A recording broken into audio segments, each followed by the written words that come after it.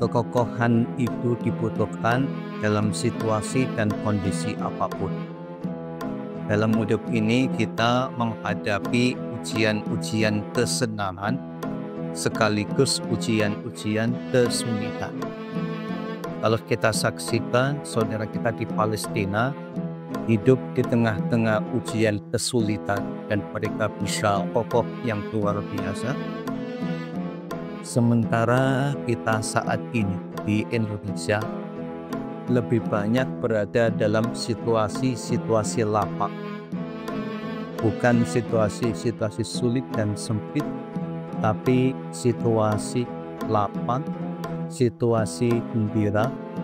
Tapi justru ujian pada aspek ini lebih membahayakan.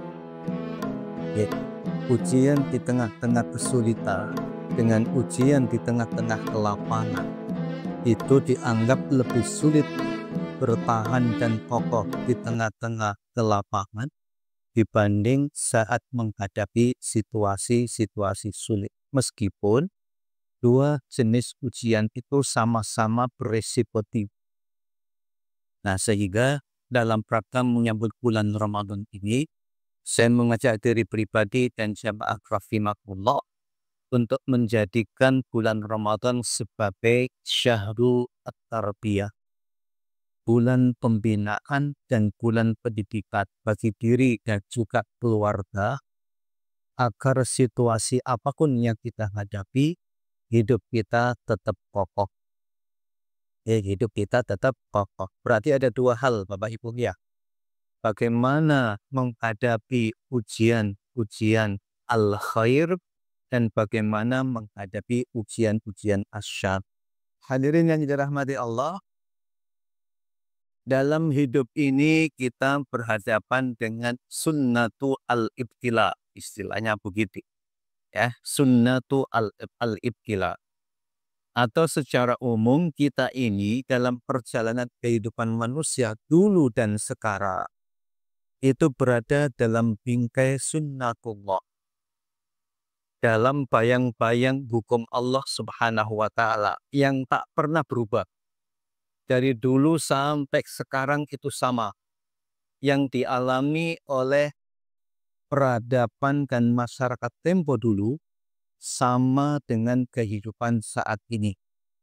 Terikat dengan sunnatullah, hukum-hukum Allah, prinsip-prinsip kehidupan yang memandu peradaban dan perjalanan hidup ini menuju yang diharapkan oleh Allah Subhanahu wa Ta'ala. Tidak ada perbedaan.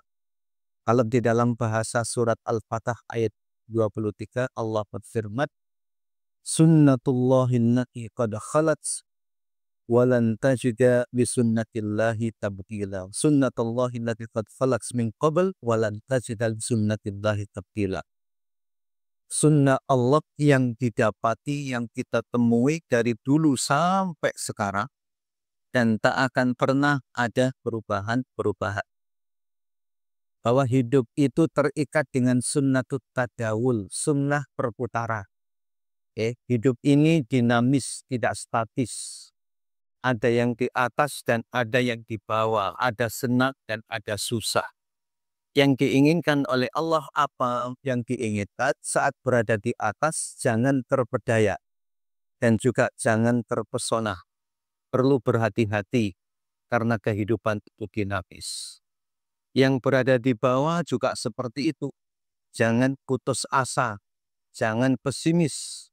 Karena Allah Subhanahu wa Ta'ala Maha Kuasa untuk menentukan nasib manusia dengan kalimatnya kun fayakun. Begitu juga dengan sunnatu ibtila, sunnah ujian.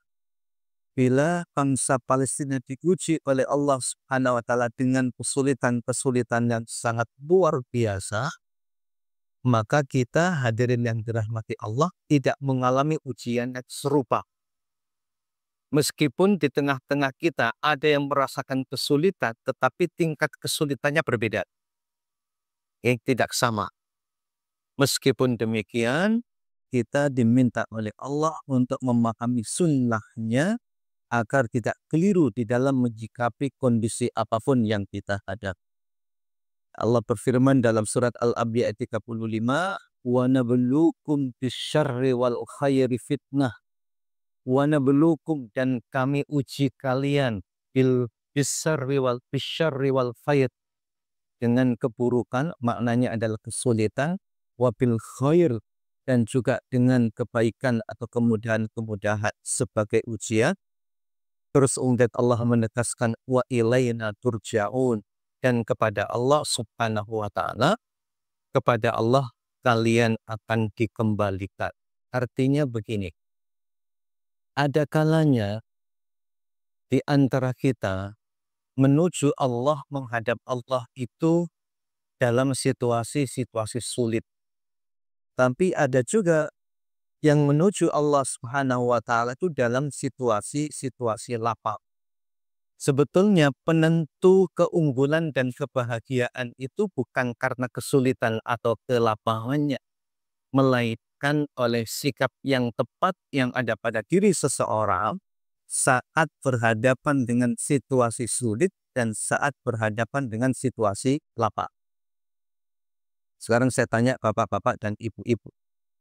Biasanya kalau seseorang atau rumah tangga misalnya diuji oleh Allah dengan kondisi-kondisi lapang, uangnya banyak, harta kekayaannya melimpah, yang khawatir berubah perilakunya sinten ibu-ibu, bapak-bapak atau ibu-ibu?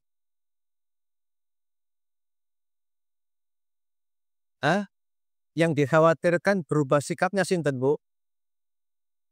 Bapak-bapak.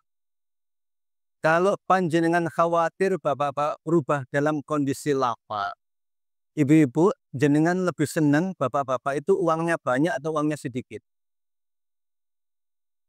Loh, tadi katanya khawatir. Uangnya banyak Ustaz, tapi saya yang pegang gitu ya. Saya tahu batin ibu semua. Kalau situasinya sulit, kondisi hidupnya sulit, yang dikhawatirkan berubah itu sinten bapak-bapak? Bapak-bapak atau ibu-ibu? Satu-satu Pak Gaya. Satu-satu. Nah, masyarakat muslimin yang dirahmati Allah Subhanahu wa taala, Allah Subhanahu wa taala menguji kita semua. Kenapa dalam hidup itu perlu ada ujian? Oke. Mengapa dalam hidup perlu ada ujian? Ada 4 alasannya. Yang pertama, untuk tanqiyah. Tanqiyah itu artinya pemurnian dan pembersihan. Ya, untuk tanqiyah namanya. Yang dimaksud dengan tanqiyah di sini itu adalah manusia itu termasuk kita diuji oleh Allah Subhanahu wa taala agar hatinya bersih, perilakunya juga bersih, akal pikirannya juga bersih. Hatinya bersih dari polutan-polutan keimanan, sehingga kemudian murni hanya mentauhidkan Allah Subhanahu wa taala. Akal pikirannya dibersihkan agar tidak terkontaminasi oleh syubhat-syubhat pemikiran, sehingga kemudian fokus pikirannya lurus mengikuti manhaj dan aturan Allah Subhanahu wa taala. Demikian pula masyarakat itu dibersihkan oleh Allah Subhanahu wa taala sehingga kebiasaan hidupnya itu senantiasa bersih. Jadi ada ujian itu agar terjadi tanqiyah, proses pembersihan. Begitu juga agar terjadi tazkiyah. Nah, yang dimaksud dengan pembersihan tazkiyah ini adalah agar setiap jiwa kita tumbuh dalam kebaikan-kebaikan, berkembang dan tumbuh dengan kebaikan-kebaikan, sehingga kemudian ditazkiyah, dibersihkan, kemudian ditumbuhkan kebaikan-kebaikan di dalamnya. Dan yang ketiga, tujuannya adalah untuk tamhis. Tamhis itu artinya saringan. Kalau kita membaca Al-Quran ada yang punya begini, وَلِيُمَحِّصَ الَّذِينَ آمَنُوا وَيَمْحَقَ الْكَافِرِينَ. Yang disaring itu bukan orang yang tidak beriman, tetapi yang disaring itu adalah orang-orang yang beriman. وَلِيُمَحِّصَ الَّذِينَ آمَنُوا. Dulu pada zaman dakwah Nabi era Mekah terjadi proses tampis, proses seleksi, proses saringan. Disaring oleh Allah Subhanahu wa Ta'ala di tengah-tengah kehidupan sulit. Tidak mudah beribadah karena berhadapan dengan intimidasi dan ancaman orang-orang Quraisy pada saat itu. Rasulullah bergerak menuju Taif juga ditolak oleh masyarakat lokal, sehingga Allah Subhanahu wa Ta'ala melakukan tamhis, melakukan seleksi dan juga saringan tadi. Ada yang tetap teguh, kokoh dengan keimanannya meskipun dalam kondisi-kondisi sulit. Ya. Ada kemudian yang kembali ke kekufuran padahal sudah berislam hanya ketika diuji oleh Allah Subhanahu wa Ta'ala melalui peristiwa Isra dan Mi'raj. Ketika diberitahu kalau Nabi baru saja menempuh perjalanan jauh dari Mekah menuju Masjidil Aqsa, kemudian berlanjut ke Sidratul Muntaha, balik lagi ke Al-Aqsa, kemudian ke Masjidil Haram, ya. Nah, akal pikiran orang-orang yang muslim maupun yang non-muslim pada saat itu juga disaring oleh Allah. Yang tidak beriman semakin mendustakan dakwah Nabi, yang sudah beriman tetapi lemah iman, tidak percaya peristiwa itu terjadi, kemudian kembali kufur, dan yang tersisa adalah sahabat-sahabat yang memiliki sifat seperti Abu Bakar As-Siddiq saat ditanya bagaimana kalau yang bercerita tentang persoalan Isra dan Mi'raj itu Nabi SAW. Dan Abu Bakar menjawab, kalau yang bercerita itu Muhammad, meskipun lebih jauh dari itu aku percaya. Nah, yang tersisa orang-orang sekaliber Abu Bakar As-Siddiq dengan kejujuran dan ketulusan iman. Begitu juga ada tarbiyat. Jadi saat kita berada dalam kondisi lapang, itu juga ditarbiyah oleh Allah, dibina. Saat kondisi sulit juga dibina oleh Allah Subhanahu wa Ta'ala. Ada yang dalam proses pembinaan gagal. Tadi sudah saya tanya. Biasanya ketika dalam kondisi lapang, senang, bisnisnya maju, hartanya bertambah.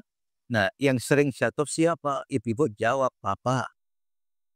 Ketika diuji dalam kondisi sulit, bisnisnya mundur, pendapatannya tidak terlalu besar, makan yang dimakan dan yang diminum agak seret, siapa yang sering kali berulah? Ibu, kata bapak-bapak. Ya, nah itu tarbiyah.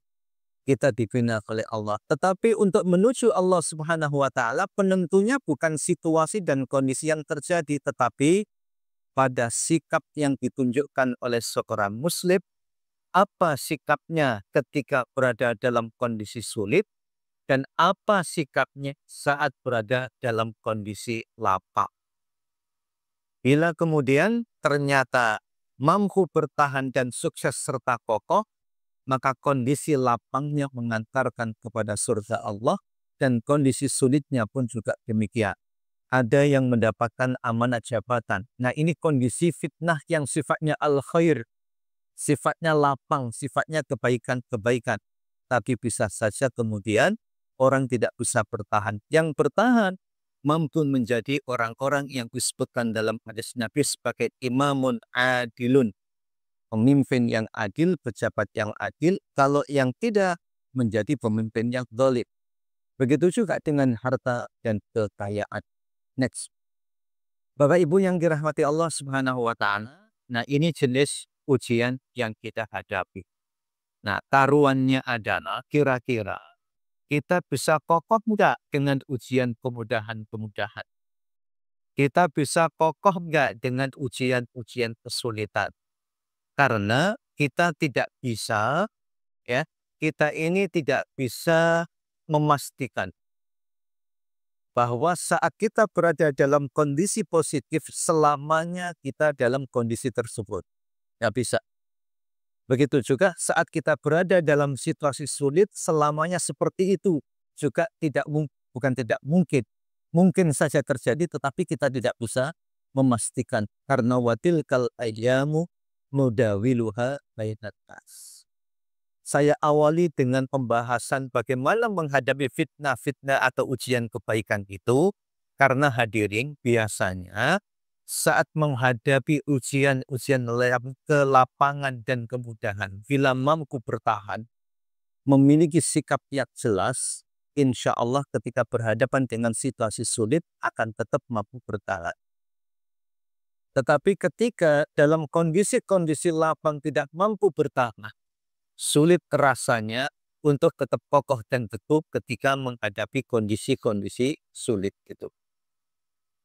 Tapi biasanya ketika mengawali hidupnya itu dengan kondisi sulit, ya, kalau dia mampu kokoh dan teguh saat kondisi sulit, insya Allah ketika kondisi-kondisi lapang dia juga mampu bertahan. Tetapi tidak selamanya itu terjadi. Contohnya begini, bagi yang masih muda, bagi yang masih muda ini, ketika belum punya pekerjaan, rajin sholat di masjid.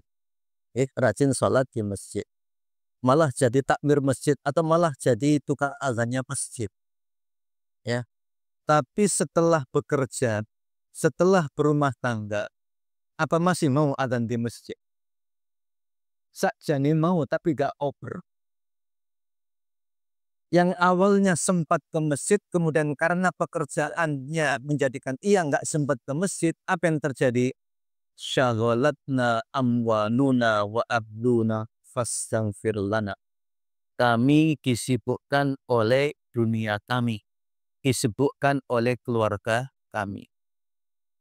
Sebelum menikah, rajin ke masjid, rajin menuntut ilmu.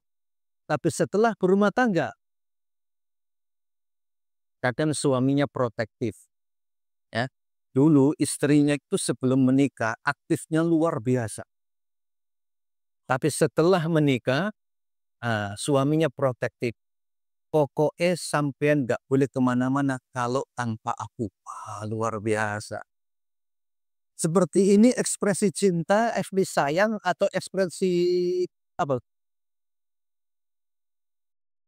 Sampai-sampai istrinya gak boleh naik angkot. Masih ada angkot di Surabaya? Masih ya? Ya. Sampai-sampai istrinya gak boleh naik angkot. Dia ngomong begini, sampean mau pilih aku atau pilih supir angkot? Akhirnya kemudian sudah mulai berkurang. Ya. Begitu juga ketika belum punya anak masih aktif. Rajin bersosial, rajin ikut pengajian dan sebagainya dan belajar. Tapi ketika berumah tangga sudah dengan adanya anak, kehadiran anak, syaghalatna amwaluna wa abduna. Kami disebut sibuk oleh situasi dan kondisi yang ada. Ya, ketika dalam kondisi-kondisi sulit juga ada ujiannya. Ujiannya apa? Ujiannya ingin menempuh jalan pintas mendapatkan kemudahan-kemudahan finansial. Sehingga tidak heran hadirin yang dirahmati Allah, ketika tidak kokoh saat menghadapi kesulitan atau kelapangan, kemungkinan besar akan terjebak. Terjebak apa? Terjebak praktek riba, terjebak pinjol, terjebak judol, dan lain sebagainya. Ya, berarti apa? Tidak kokoh ketika menghadapi situasi sulit maupun tidak kokoh dalam menghadapi situasi-situasi lapang. Masyarul muslimin yang dirahmati Allah SWT. Nah, sekarang kita lihat gambaran-gambaran orang yang runtuh dalam ujian kesenangan. Ya, ada orang-orang yang terjatuh gagal justru ketika diuji oleh Allah SWT dengan kesenangan-kesenangan atau dengan al-khairat. Puncaknya itu contohnya yang dilakukan oleh Fir'aun. Fir'aun itu diuji oleh Allah dengan apa? Dengan apa? Dengan kekuasaan. Sekaligus dengan harta dan kekayaan. Kan mengikut itu. Kekuasaan, kekayaan, dan pengikut. Ya. Al-Quran menceritakan seringkali terjadi orang itu kalau sudah banyak duitnya, banyak jabatannya, dan banyak pengikutnya, apa yang terjadi? Alhaakumut takatsur. Bermegah-megahan, berbanyak-banyak, banyak pengikut, banyak konstituen, banyak follower, banyak apa lagi? Banyak uang, banyak kekuasaan, cenderung membuat lupa. Alhaakumut takatsur. Sampai kapan berhentinya? Hatta zurtumul maqabir. Kata zurtumul maqabir ini ada tafsir yang memaknai secara metafora dan ada yang memaknai secara real. Makna metaforanya sampai orang itu mati. Kalau sudah mati berhenti itu. Numpuk-numpuk follower, memperbanyak pengikut, memperbanyak konstituen, memperbanyak harta, memperbanyak kekuasaan. Kalau sudah apa? Hatta zurtumul maqabir, sampai kamu ziarah kubur, secara metafora dimaknai sampai meninggal baru kemudian berhenti. Ada juga yang memaknainya secara hakiki, hatta zurtumul maqabir, sampai kamu ziarah kubur. Sebab kalau sudah ziarah kubur, yang diingat apa? Kalau ziarah kubur, bapak-bapak, ibu-ibu, kalau ziarah kubur yang diingat apa? Kata siapa ziarah kubur ingat kematian? Sekarang banyak ziarah kubur malah ingat dunia karena lagi cari pesugihan. Ya, hatta zurtumul maqabir, baru berhenti. Fir'aun mengatakan begini ketika berada di puncak kekuasaannya, ana rabbukumul la, aku Tuhanmu yang paling tinggi. Di dalam tafsir At-Tabawi itu dijelaskan begini.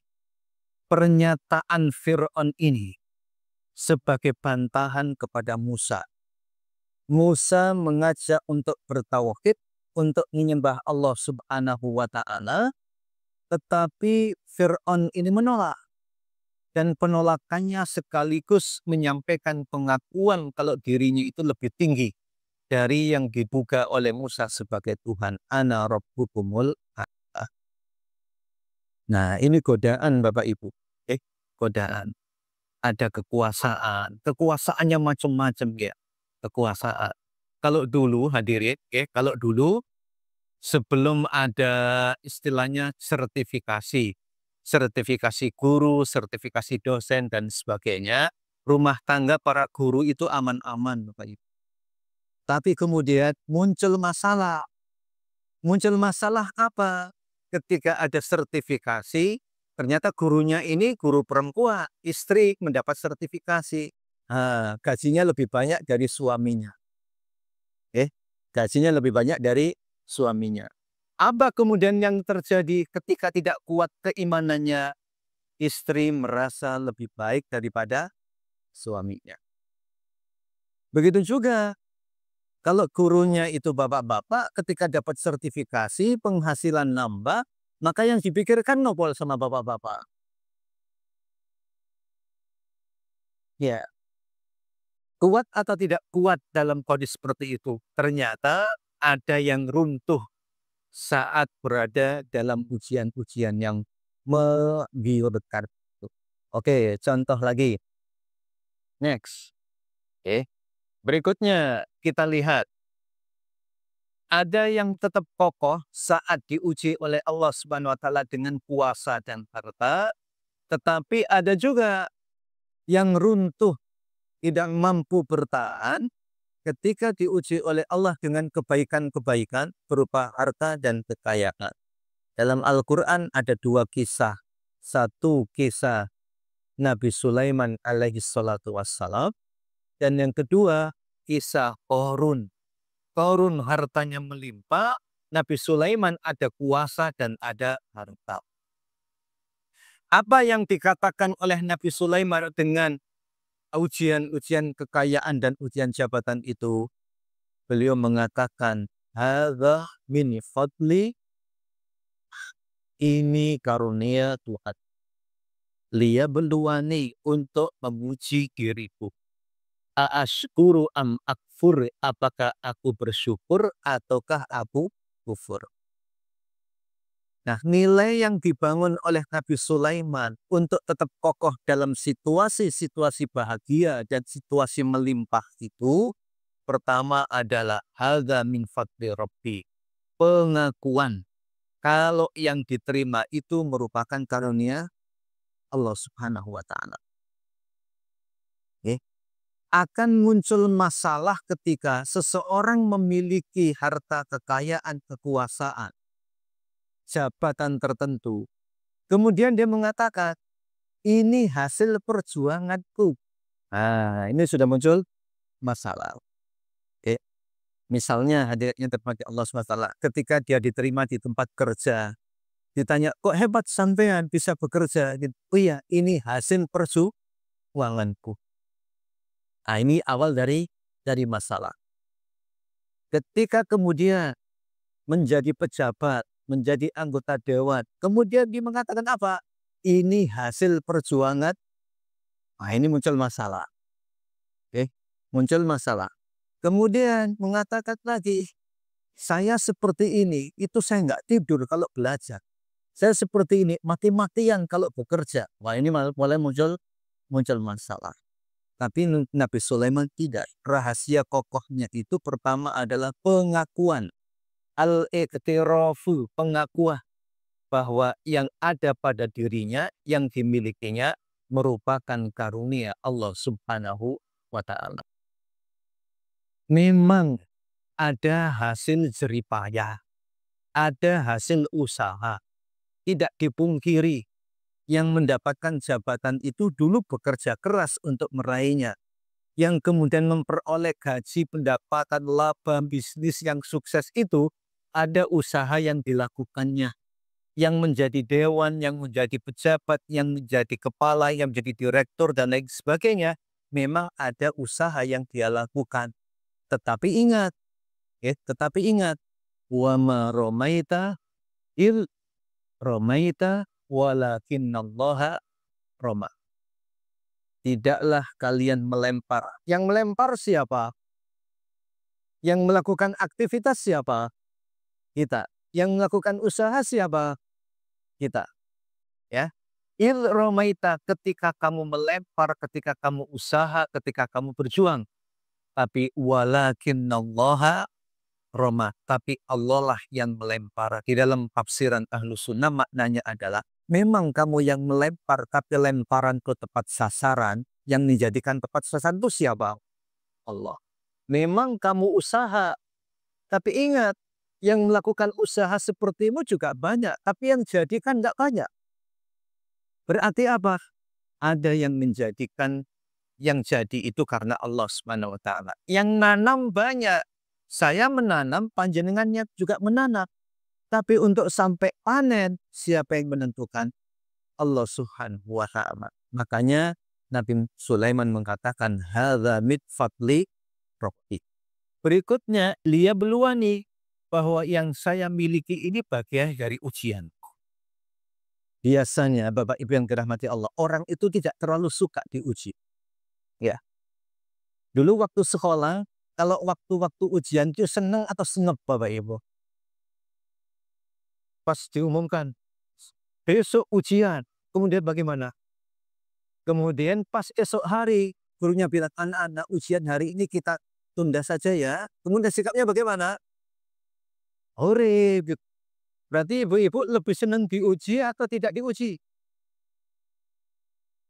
Lebih senang nggak ada ujian, kan begitu ya? Jenengan milih mana? Tidak diuji oleh Allah dengan uang atau diuji dengan uang 1 miliar? Pilih yang mana? Loh, tadi katanya nggak senang uji ya? Kalau ini lain Ustaz. Ternyata beda-beda usia. Nah, kalau Korun itu gagal. Nabi Sulaiman tadi apa? Al-iqtira, meyakini yang dimiliki itu berasal dari Allah sebagai ujian, menguji diriku apakah bersyukur atau kufur. Dia beliau aslam makfur. Nah, tetapi kalau Korun tidak. Apa yang dikatakan oleh Korun? Innama utituhu ala ilmin ildi. Aku punya seperti ini karena prestasi ilmuku. Jadi Bapak Ibu rahmati Allah SWT, kalau ada orang ya ketika memiliki jabatan, ini loh hasil perjuanganku. Berarti jawabannya, responnya ini mirip Sulaiman atau mirip Qarun Bapak Ibu? Qarun. Loh, saya jadi ini perjuanganku, bukan nggak ada lagi yang lain. Wong saya mengeluarkan biaya banyak. Ya. Nah, berarti jawabannya mirip siapa?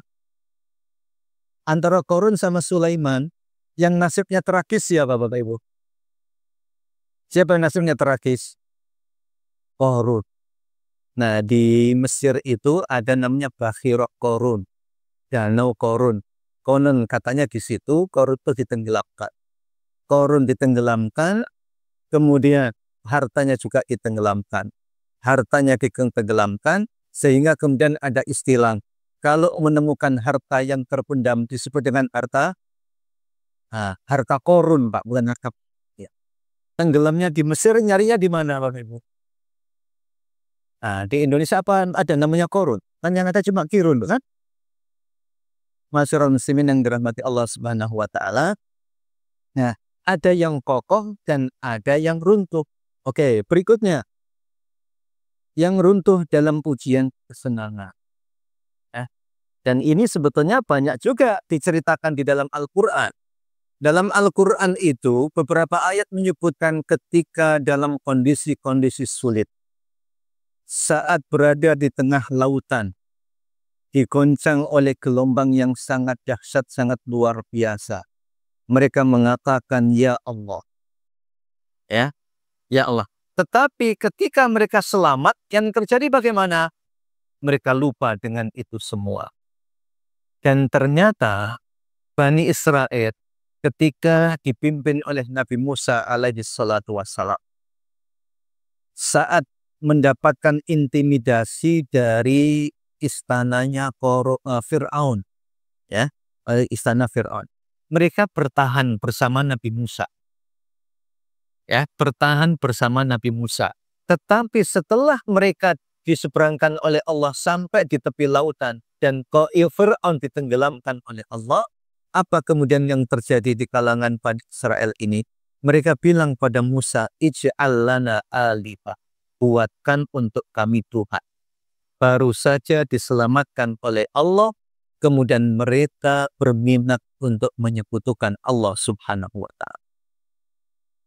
Hati-hati Bapak Ibu yang dirahmati Allah Subhanahu wa ta'ala. Kenapa demikian? Bani Israel itu ada kecenderungan mereka lebih cinta nikmat daripada cinta pemberi nikmat. Lebih sayang kepada apa yang diberikan daripada siapa yang memberi. Ya, coba saya tanya Bapak Ibu yang dirahmati Allah, panjenengan kalau diberi teman rumah, jenengan lebih senang rumahnya apa yang memberi? Kalau diberi teman mobil, lebih senang mobilnya atau lebih senang yang memberi?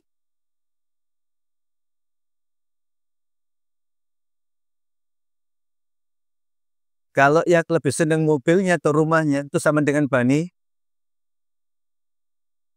Katanya mau niru Palestina. Kok niru Badis? Bahaya. Nggak bisa kokoh nantinya. Nah, pengikut Nabi Musa dari kalangan Bani Israel diselamatkan oleh Allah Subhanahu wa ta'ala. Setelah selamat, runtuh imannya. Dikoordinir oleh Samiri, kemudian mereka mengumpulkan emas-emas yang dibawa. Dibuatlah patung sapi, kemudian disembah. Ada cerita menarik oleh Syekh Sya'rawi dalam tafsirnya, bahwa emas yang digunakan untuk bahan membuat patung sapi, itu adalah emas hasil curian. Jadi Bani Israel mereka bekerja di istana-istana keluarga Fir'aun. Ketika bekerja, mereka itu mencuri emas. Nah, emas hasil curian inilah digunakan untuk membuat patung untuk menyekutukan Allah. Yang menarik pelajaran dari Syekh Sya'rawi beliau begini. Seringkali harta yang diperoleh dengan cara yang haram akan digunakan untuk yang haram pula. Harta yang diperoleh dengan cara tidak tepat seringkali digunakan untuk maksiat kepada Allah Subhanahu wa ta'ala. Maka perlu berhati-hati. Artinya keteguhan di dalam menghadapi situasi lapang itu hadirin akan diperoleh oleh orang-orang yang berikhtiar secara benar untuk meraih kondisi-kondisi lapang itu. Mendapatkan kekuasaan dengan cara yang benar, mendapatkan jabatan dengan cara yang benar, mendapatkan harta kekayaan dengan cara yang benar. Maka bila caranya benar, apa yang diperoleh mudah digunakan untuk menunaikan ketaatan. Tetapi kalau caranya salah, prakteknya haram, prakteknya dengan maksiat, khawatir yang diperoleh justru menjauhkan dirinya dari rahmat Allah Subhanahu wa Ta'ala. Ustadz, apa mungkin orang mendapatkan kenikmatan itu dengan cara maksiat? Mungkin, bahkan Al-Quran memberitakan. Ketika mereka melupakan apa yang diperingatkan, Allah Subhanahu wa Ta'ala menyatakan, kami akan bukakan pintu segala hal baginya. Dan biasanya semakin jauh dari Allah tambah kaya.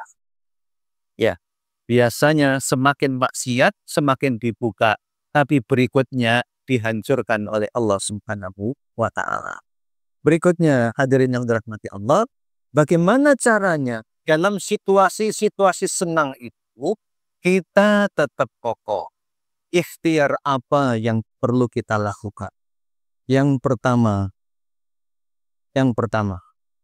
perbanyak doa kepada Allah.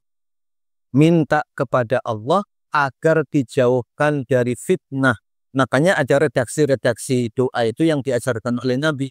Allahumma inni a'udzubika min fitnatil mahya wal mamat, wa min fitnatil qabri, wa min fitnatil masiihid dajjal. Ya Allah, aku berlindung kepadamu dari fitnah kehidupan dan fitnah kematian. Ya. Kemudian, ya Allah, aku berlindung kepadamu dari perbuatan-perbuatan mungkar, dari kegalauan, kegelisahan, kesulitan, dan sebagainya.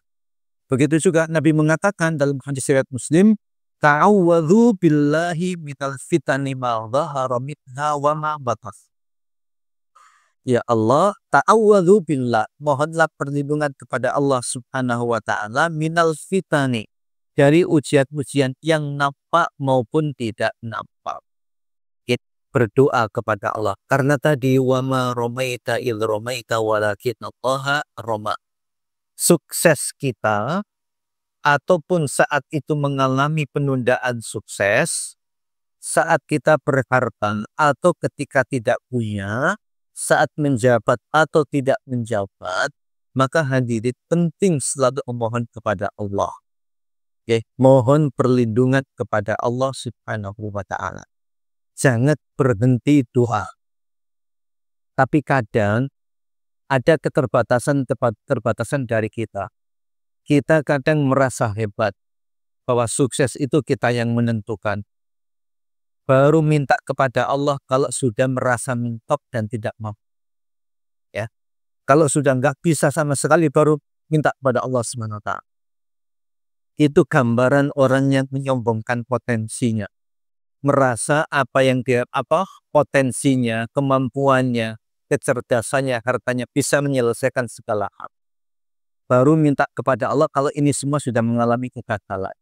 Semestinya doa itu yang pertama, bukan yang terakhir. Mengawali segala hal itu dengan doa. Makanya sebelum berangkat ada doanya, sebelum makan juga ada doanya. Sebelum melakukan sesuatu kita minta kepada Allah Subhanahu wa Ta'ala. Doa, ini yang pertama. Yang kedua, apa yang kita lakukan? Yang kita lakukan adalah ilmu. Al-ilmu. Wal asr innal insana lafi khusrin illalladzina amanu wa bilis-shalihat wa tawasaw bil haqqi wa tawasaw bis sabr. Bapak Ibu yang dirahmati Allah Subhanahu wa Ta'ala, kata Allah, manusia itu dalam kondisi merugi. Yang kaya rugi, yang miskin juga rugi. Yang pinter rugi, yang tidak pinter juga rugi. Ya. Pejabat juga rugi, rakyat juga rugi. Pimpinan rugi, bawahan juga rugi. Saat bisnisnya sukses, itu kondisinya rugi. Saat kemudian bisnisnya bangkrut juga kondisinya merugi. Innal insana lafi khusrin. dalam kondisi rugi siapapun dia. Tetapi kemudian Allah Subhanahu wa taala memberi pengecualian. Apa pengecualiannya? Illalladzina amanu, kecuali orang-orang yang beriman. Nah, yang dimaksud dengan beriman ini ada yang mengartikan kecuali orang-orang yang berilmu. Sebab ilmu itulah yang mengantarkan pada keyakinan dan mengantarkan kepada keimanan. Ya. Karena kita punya ilmu itu kan tahu. Karena saya tahu bahwa ini adalah botol air isinya air mineral, saya kemudian yakin bahwa ini air, bahwa ini botol berisi air karena saya punya ilmunya, punya pengetahuannya. Sehingga hadirnya kepada Allah Subhanahu wa taala, jangan berhenti berilmu meskipun sibuknya luar biasa. Jangan berhenti belajar meskipun sudah kaya. Ya. Meskipun sudah berumah tangga, kesibukannya sudah meningkat, jangan meninggalkan majelis ilmu. Jangan meninggalkan belajar, terus belajar. Agar keimanan terus terasa, agar keyakinan terus kemudian semakin kuat. Karena diasah oleh ilmu. Jangan beralasan, saya sibuk hingga kemudian tidak belajar. Saya banyak tugas, kemudian dia tidak mau belajar. Tapi biasanya di tengah-tengah kita, pengajian-pengajian itu yang ramai, yang hadir siapa bapak-bapak? Ibu-ibu atau bapak-bapak yang banyak hadir di majelis taklim? Ibu-ibu. Ibu-ibu ketika rajin di majelis taklim, semakin hormat sama suami atau semakin membentak suami? Karena ayatnya illalladzina amanu wa amilus sholihati. Ya. Kalau ibu-ibu rajin menuntut ilmu, rajin hadir majelis taklim, seharusnya semakin taat sama suami, semakin baik sama suami. Itu artinya sukses belajarnya. Sebab illalladzina amanu wa amilus sholihat. Bapak-bapak, ketika istrinya rajin menuntut ilmu, rajin belajar, jenengan semakin tenang atau semakin galau dan gelisah? Nah, ini gambaran tertekan hidupnya. Nggak ada jawab. Bapak-bapak kelihatan. Hadirin dan rahmati Allah Subhanahu wa taala. Illalladzina amanu wa amilus sholihat. Kecuali orang yang beriman dan beramal soleh. Kata Mu'adz radhiyallahu anhu, amal soleh itu komponennya ada 4. 1 al-ilmu, an-niyatu, as-sabru, al-ikhlasu. Komponen amal soleh. Kalau kemudian kita punya harta, maka hadirin, kita melengkapinya dengan ilmu tentang harta. Ya, ilmu tentang harta. Ilmu tentang harta menurut Islam itu bagaimana? Menurut Allah itu bagaimana dalam kitab sucinya? Ada ilmunya. Kalau kemudian kita punya ilmu, kita punya keluarga, untuk keluarga itu dibangun amal soleh di dalamnya, punya ilmu tentang keluarga. Apa yang diinginkan oleh Allah dengan keluarga yang kita bina. Ilmu apa yang dikehendaki oleh Allah dalam membingkai kehidupan rumah tangga itu kita pelajari. Untuk menjadikan rumah tangga itu sebagai bekal amal soleh. Syaratnya al-ilmu. Begitu juga dengan jabatan, ada syarat ilmunya. Ditambah dengan an-niyatu. Ada niat. Panjenengan misalnya uangnya banyak, Ustadz, saya itu tiap bulan 2,5% saya berikan kepada fakir miskin. Apa itu disebut zakat? Saya tanya, jenengan niatnya apa? Saya pokoknya memberi saja, ya nggak bisa disebut zakat. Dan tidak menyelesaikan tanggungan-tanggungan zakat yang belum dibayarkan. Kenapa? Karena tidak ada niat. Ya, bapak-bapak ketika bekerja begitu juga. Pekerjaannya bisa menjadi amal soleh kalau motivasinya benar, niatnya baik. Ada ilmu tentang pekerjaannya agar tidak menyesatkan orang dan tidak merugikan pihak lain. Kemudian ada niat.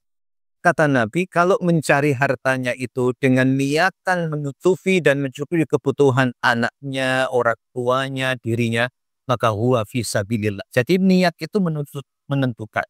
Tapi kalau mencari harta dan pekerjaannya itu niatnya untuk riya'an wa mufakharatan, karena riya, karena pamer, karena membanggakan, karena flexing, dan lain sebagainya, fahuwa fisabilis syaitani, maka dia di jalan syaitan. Jadi niat itu menentukan. Kemudian sabar. Sedekah itu perlu sabar apa tidak Bapak Ibu? Bapak-bapak, untuk sedekah itu perlu sabar apa tidak? Ibu-ibu, untuk bersedekah itu perlu sabar apa tidak? Kira-kira sikap ibu apa ketika tahu kalau suaminya sering ngasih uang kepada orang tuanya dan saudara-saudara? Ayo. Bapak-bapak bagaimana ketika tahu kalau istrinya itu suka ngasih orang tuanya dan saudaranya? Sikap bapak-bapak bagaimana? Karena ada yang gagal dalam ujian Bapak Ibu, tidak sabar bisa menjadikan amal soleh. Seorang istri marah-marah ketika tahu kalau suaminya ngasih orang tuanya atau saudaranya. Dan juga sebaliknya, ada suami yang marah ketika tahu istrinya itu ngasih uang kepada orang tuanya dan saudaranya. Wah, gagal. Gagal dalam ujian ke lapangan. Tidak bisa menjadikan amal soleh dengan harta yang dimiliki. Illalladzina amanu wa aminus sholihat wa tawassaw bil haqqi wa tawassaw bis sabr. Maka sering-sering saling mengingatkan. Yang ketiga, ibadah, taat, serta amal soleh. Tadi sudah saya ungkap. Nah, beribadah itu penting, hadirin yang dirahmati Allah. Karena ibadah itu bagian dari imunitas. Termasuk puasa itu juga mengajari kita imunitas. Imun terhindar dari penyakit-penyakit, baik hati maupun fisik, maupun juga penyakit-penyakit interaksi antara kita dengan sesama. Karena kita diajari untuk imsak, belajar untuk mengendalikan diri. Belajar untuk mengendalikan diri. Maka berupaya untuk semakin bertambah nikmat yang dianugerahkan oleh Allah, semakin banyak ibadah yang kita lakukan agar semakin kuat dan kokoh benteng kita dalam menghadapi ujian-ujian kesenangan itu. Berikutnya adalah membina diri, memperkuat keimanan kepada Allah dan keimanan kepada hari akhir. Kadang orang itu runtuh dan gagal dalam ujian ketika dia melupakan hari akhir.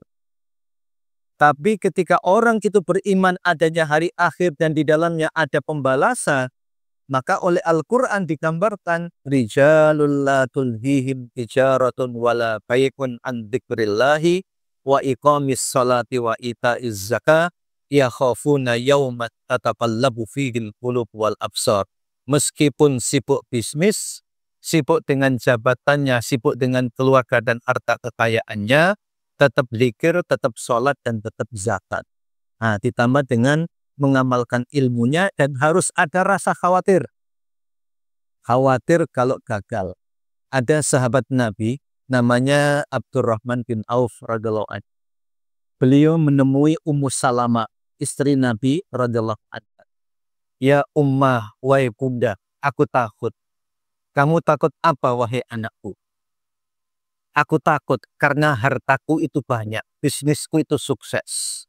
Aku takut kalau harta yang melimpah itu menjatuhkan aku. Ummu Salamah bilang, gampang wahai anakku, tasaddaku, bersedekahlah, langsung disedekahkan. Okay. Jadi hadirin rahmat Allah SWT, ciri pengusaha muslim yang sukses itu ketika sering-sering sambat. Sambatnya apa? Sambat kebanyakan duit, bukan sambat kekurangan modal. Ciri bisnis yang sukses. Biasanya kalau kita sambatnya itu ketika uangnya banyak atau modalnya habis, Bapak Ibu. Kapan sambatnya biasa? Ketika modalnya habis baru sambat. Ya. Nah kemarin ketika sukses, kemana aja sampean? Abdurrahman bin Auf tidak. Ya ummah, aku takut. Wahai bunda, aku takut. Nah itu cirinya seperti itu. Semoga hatinya Allah SWT panjenengan kalau pebisnis, sambatnya itu kalau sukses. Okay? Nah, kenapa? Karena khawatir tersebar. Begitu juga sahabat Nabi yang lain mengatakan, kami ini para sahabat Nabi, di antara kami berjuang mati-matian sampai kemudian ada yang tak memiliki apapun kecuali sehelai kait yang digunakan untuk menutup tubuhnya. Tapi sekarang Allah membuka untuk kami kekuasaan. Allah membuka kami kekayaan. Seperti ini yang kami khawatirkan. Apa kekhawatiranku? Khawatirku adalah perjuanganku selama ini telah dibalas oleh Allah di dunia, maka nanti di akhirat tak tersisa balasan itu untuk diberikan kepadaku. Nah, hadirin, oke, ini untuk menghadapi ikhtiar ya. Ikhtiar untuk menghadapi ujian dalam kondisi-kondisi lapang. Nah, sekarang bagaimana kita ikhtiar menghadapi kondisi-kondisi sulit? Nah, di sini kita belajar dari kaum muslimin, saudara-saudara kita yang ada di Palestina. Yang dilakukan oleh orang-orang Palestina, Bapak Ibu, dalam situasi-situasi sulit tapi tetap mampu bertahan. Apa kemudian yang mereka lakukan? Yang mereka lakukan adalah fokus pada keluarga. Fokus pada keluarga. Tadi saya katakan, kan pertanyaan saya tadi maknanya apa? Maksud saya tadi, Bu, kalau dalam kondisi lapang, biasanya yang mulai macam-macam itu siapa? Ibu pun jawab Bapak. Kalau kondisi rumah tangga itu dalam kondisi sulit, biasanya yang berinisiatif untuk meninggalkan keluarga itu siapa? Dijawab ibu-ibu. Ya. Artinya hadirin rahmatullah SWT, ada ujian. Dalam kondisi lapang, dalam kondisi sempit, orang cenderung tidak memperhatikan keluarganya. Yang dipikirkan hanya dirinya sendiri. Ketika sukses, suami hanya mikir diri sendiri. Tapi bisa jadi, ibu ketika gajinya lebih besar dari suaminya, mungkin juga terjebak pada memikirkan diri pribadi. Ya, dalam kondisi sulit, dalam kondisi lapang, hal itu bisa terjadi. Tapi kalau orang Palestina hadirin, dalam kondisi sulit itu, mereka sangat fokus pada keluarga. Keluarga itu penting, ikatan keluarga itu penting. Bagaimana kemudian di antara mereka itu sangat kuat ikatannya. Ya, mungkin mereka terinspirasi dengan kebiasaan yang dipraktekkan oleh Abu Musa al-Ash'ari beserta keluarga dan sukunya, yang disilakan dengan al-Ash'ariyun radhiyallahu anhum. Ya, al-Ash'ari, Abu Musa al-Ash'ari punya kebiasaan. Ketika makanan sudah menipis, persediaan bahan-bahan yang ada di rumah sudah mulai menipis, apa yang mereka lakukan? Jama'na, kami kumpulkan yang tersisa dari yang kami miliki. Dikumpulkan semuanya, setelah terkumpul dan dibagi-bagi. Ada yang mengumpulkan sedikit, mendapatkan banyak, ada yang mengumpulkan banyak, dapatnya sedikit. Ada takaful, fokus pada keluarga. Demikian pula, fokus pada tanggung jawab keluarga. Coba hadirin yang dirahmati Allah, jangan perhatikan. Dalam kondisi-kondisi sulit seperti itu, sikap seorang anak kepada orang tuanya, orang tua kepada anaknya, sangat luar biasa berpegang teguh pada keluarga. Nah, ini mirip dengan selaras dengan ayat Al-Quran, Qu anfusakum wa ahlikum naro. Bapak-bapak, ibu-ibu, ketika panjenengan sukses, pegang itu keluarga. Ibu-ibu, ketika panjenengan lebih sukses dari suami, tetap pertahankan dan jaga itu keluarga. Maka masa depan keluarga itu akan terjaga dengan baik. Oke, jadi perlu berhati-hati. Yang kedua, apa kemudian yang dilakukan? Yang dilakukan adalah kunu rabbaniyina bima kuntum tu'allimunal kitaba wa bima kuntum tadrusun. Hadirin yang dirahmati Allah Subhanahu wa taala, Rabbani itu pada ayat itu maknanya dalam tafsir Tabari itu orang yang memiliki ilmu, kemudian orang yang peka politik, kemampuan kepemimpinan, serta terlibat aktif di masyarakat. Nah, artinya berilmu. Kemudian dalam kondisi-kondisi sulit, coba perhatikan. Semangat orang Palestina dalam belajar itu terlihat. Oke. ada praktek wisuda di tengah-tengah reruntuhan bangunan. Kemudian ada kegiatan menghafal Quran dalam situasi-situasi sulit seperti itu. Dulu di tempat kami itu banyak mahasiswa-mahasiswa dari Libya. Mereka mengambil S2 dan S3. Saya pernah membimbing mereka. Saya lihat literatur yang mereka gunakan untuk menulis tesis dan disertasi itu. Ternyata ketika saya telusuri literaturnya, banyak kemudian yang merujuk kepada repositori yang dimiliki oleh universitas di Gaza. Ya, saya membayangkan begini, dalam kondisi-kondisi sulit, mereka masih upload juga, masih menyimpan karya-karya ilmiah mereka itu di repositorinya, ya, di webnya dan lain sebagainya, itu tersimpan dengan rapi. Nah, kita hadirin dalam situasi lapang seperti ini, untuk mendeposit karya ilmiah kita itu sulitnya luar biasa. Ya, sementara mereka sangat produktif. Coba kemudian, ketika diumumkan yang syahid itu, banyak yang diumumkan itu bergelar apa Bapak Ibu? Bergelar apa? Bergelar doktor, ya kan? Ya, orang-orang akademik, orang akademisi yang mereka juga belajar. Jadi motivasinya sangat luar biasa. Bapak Ibu, sekarang tidak waktunya lagi kita mengatakan ini ilmu dunia, ini ilmu akhirat. Konsep ini harus kita ubah. Kita ubah bagaimana? Yang kita pelajari itu adalah ilmunya Allah Subhanahu wa Ta'ala. Ya. Di dalam Al-Quran ilmu itu hanya ada satu, ilmu milik Allah. Ilmu milik Allah ini kemudian dibagi dua. Ilmu Allah tentang yang diciptakan dan ilmu Allah tentang yang disyariatkan.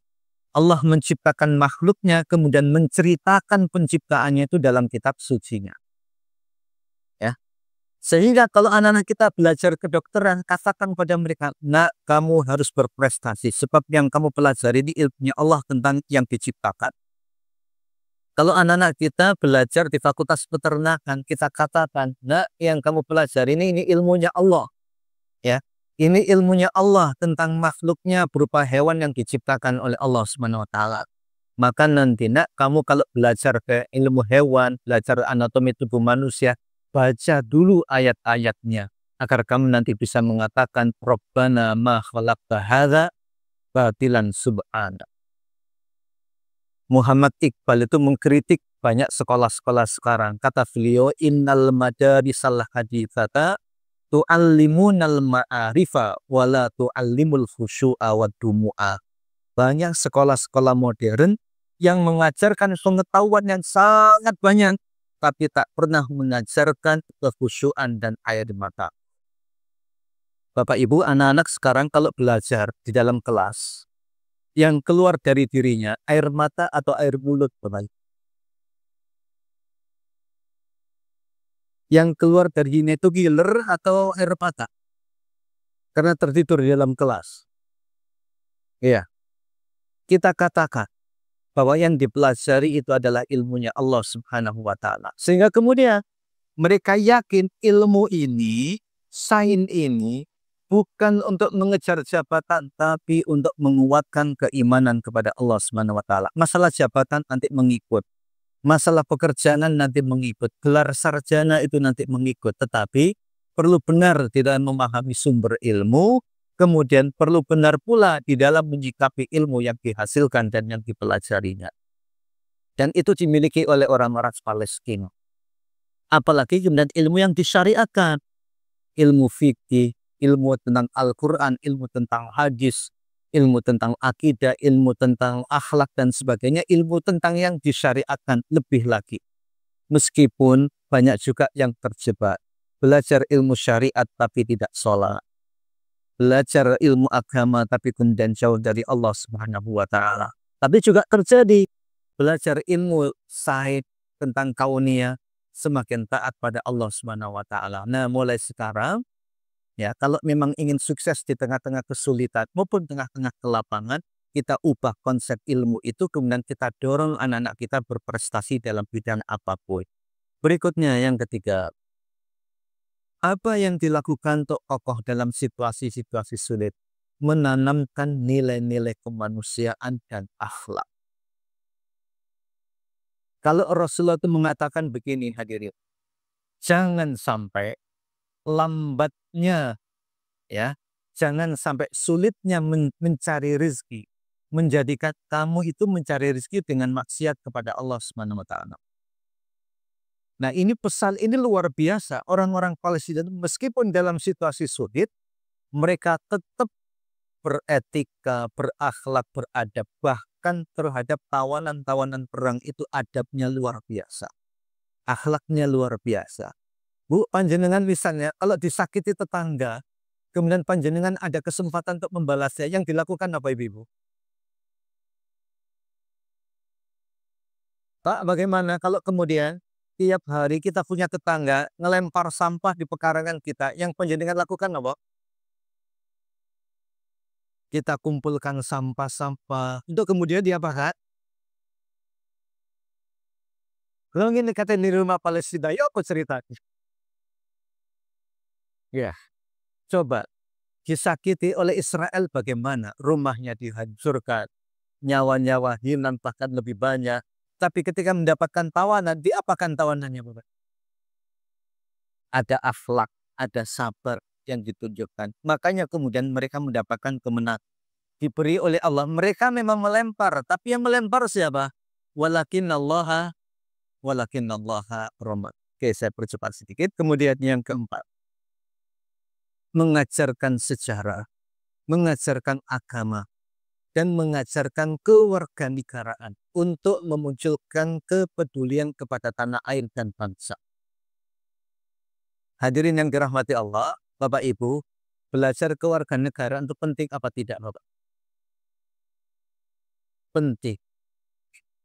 Khawatirnya panjenengan ingin niru Palestina, tetapi tidak memiliki dan tidak mempelajari kewarganegaraan. Khawatirnya kalau Indonesia mengalami hal yang sama, takutnya kita justru membela penjajah. Takutnya begitu. Jadi anak-anak kita tanamkan cinta pada tanah airnya. Sebagaimana Rasulullah SAW ketika meninggalkan Mekah, sampai di perbatasan, beliau menghadap ke Mekah dan mengatakan, wahai kota Mekah, engkau adalah negeri yang paling kucinta, yang paling aku cintai. Falaula qaumuka akhrajuni ma kharajtu minki. Kalau sekiranya pendudukmu tak mengusirku, aku tak akan pernah meninggalkan dunia. Rasulullah itu sangat cinta sama Mekah, tidak Bapak? Sangat cinta. Saking cintanya kepada Mekah, ya, ketika beliau ditolak oleh warga Mekah, beliau berangkat ke Taif untuk melakukan penjajahan. Ketika ditolak oleh orang-orang Taif, beliau balik ke Mekah. Oleh Zaid bin Harithah dikatakan begini, ya Rasulullah, kenapa panjenengan balik lagi ke Mekah? Mereka kan sudah menolak diri. Kemudian datang malaikat menjaga gunung. Wahai Nabi, orang-orang Taif itu telah menyakiti diri. Ini ada dua gunung. Apakah kita timpakan pada mereka? Nabi menolak tawaran malaikat. Nabi menolak tawaran dari Zaid bin Harithah yang mengajak pergi meninggalkan Mekah. Justru beliau kembali ke Mekah, mendatangkan kafilah-kafilah, memastikan dan menanyakan, kalian ada konsensus enggak dengan orang-orang Quraisy? Ada perjanjian enggak? Kalau ada perjanjian, ya sudah, saya tidak bisa menghalang. Tapi kalau tidak ada, nah, ayo kerjasama, saling melindungi. Itu yang dilakukan oleh Rasulullah saking sayangnya kepada tanah air. Jadi penting hadirin yang dirahmati Allah SWT, anak-anak kita di sekolah-sekolah mengajarkan apa? Mengajarkan kewarganegaraan, cinta tanah air. Ya. Kemudian berikutnya apa? Komitmen pada agama. Wa'mur ahlaka bis-sholati wastabir 'alaiha. Perintahkanlah anak-anakmu sholat dan bersabarlah kamu untuk menunaikannya. Surat Toha ayat 123. Bapak Ibu yang dirahmati Allah, kalau dulu itu, ini banyak bapak-bapak ketika masih kecil atau ketika masih remaja, meskipun tidak pulang ke rumah, para orang tua itu nggak terlalu khawatir. Sebab orang tua memastikan, nggak boleh, nggak apa-apa, paling-paling tidurnya di musola atau masjid. Ya, itu anak-anak dulu. Kalau sekarang, apakah orang tua merasa tenang ketika anaknya nggak pulang ke rumah di malam hari? Oh, paling-paling tidur di musola. Musolanya banyak dikunci, masjidnya banyak dikunci. Ya.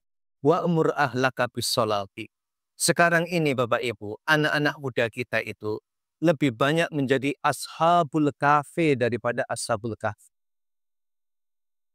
Coba di daerah-daerah kampus itu. Daerah-daerah kampus ramai sekali. Para ashabul kahfi. Tahun 2019 ada penelitian oleh Muslim Indonesia Report. Hasilnya, kaum muslimin Indonesia itu yang rutin rajin sholat berjamaah di masjid hanya 2%. Sementara generasi milenial, Gen Z, itu lebih sulit dan lebih tidak teratur sholatnya.